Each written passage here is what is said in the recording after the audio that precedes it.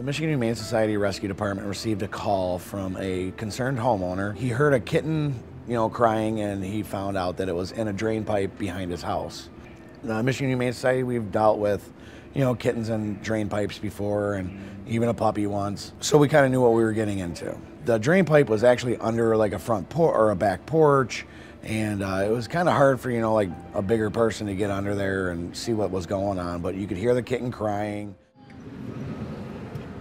So we put some leashes together, put some food, some wet food on the leash, hoping that, the kitten would either grab onto it by biting it or, putting his claws, his nails into it. For a good while, we tried and tried and tried unsuccessfully.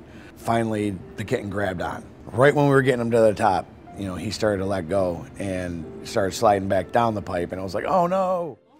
There you go. Oh, I can't.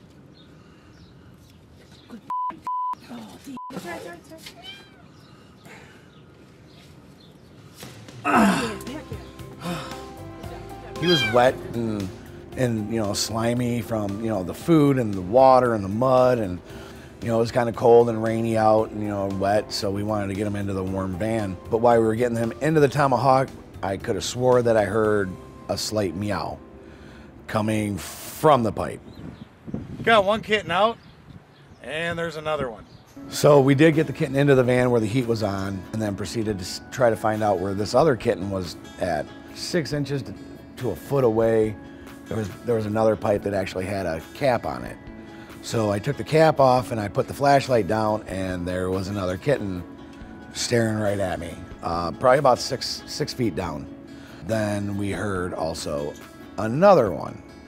So during looking into the pipe, it was kind of like a T shape or like an H shape. 2 kittens were facing head to head. So we proceeded to do the same thing. Good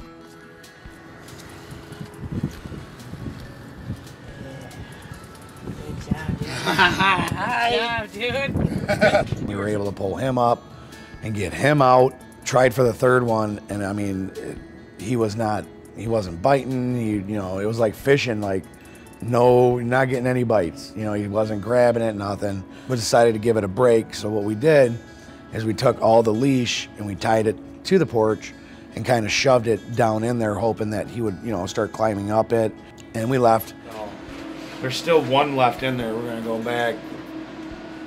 But they were like ice cold and wet, so I was like, we should probably take them back. They got bathed and, set up in a cage with a heating pad and, food and water and a litter box, and very happy. We pulled the lid off and bam, he was sitting at the top on the leashes. I got real lucky, and the kitten got real lucky. So when we got him back to the shelter, he got a bath too, because he wasn't quite as dirty, but he was dirty and wet. So he got a bath and got reunited with his brothers.